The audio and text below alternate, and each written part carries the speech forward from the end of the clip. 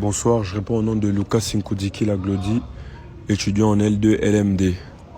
Alors voici mon TP du cours de ressources humaines. Alors la question est celle-ci. Présenter la contingence de la GRH selon Ninzet et Pouchelt. Alors, la contingence de la gestion de ressources humaines GRH selon Ninzet et Pouchelt met en avant l'effet que les pratiques des GRH doivent être adaptées en fonction du contexte spécifique de chaque organisation. Donc, cela signifie que le politique et les actions en matière des ressources humaines doivent être alignées sur les caractéristiques propres à chaque entreprise, telles que sa taille, son secteur d'activité, sa culture organisationnelle, son environnement externe, etc. Selon ces auteurs, plusieurs facteurs contingents peuvent influencer la GRH. Voici quelques-unes des principaux.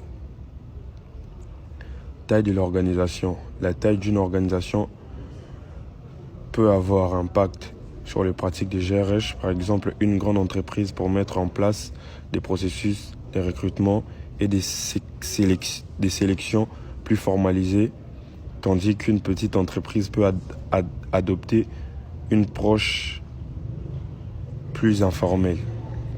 Deuxième tiré, secteur d'activité. Les secteurs d'activité dans lesquels une organisation opère peut également influencer des pratiques des GRH. Par exemple, les entreprises du secteur manufacturier peuvent accorder les plus grandes importances à la gestion de compétences techniques, tandis que les entreprises du secteur des services peuvent se concentrer davantage sur les services à la clientèle. Troisième tiré, contexte économique. Les conditions économiques telles que la croissance économique ou la récession peuvent également affecter la GRH. Par exemple, en période de croissance, une entreprise peut se concentrer sur les recrutements et la réaction de talents, tandis qu'en période de récession, elle peut mettre l'accent sur les réductions de coûts et la flexibilité de la main-d'œuvre. En résumé, la contingence de la GRH, selon Ninzet et Pouchelt, souligne que les pratiques du GRH doivent être adaptées aux caractéristiques spécifiques de chaque organisation, telles que sa taille, son secteur, son activité, son contexte économique, sa culture et son environnement légal.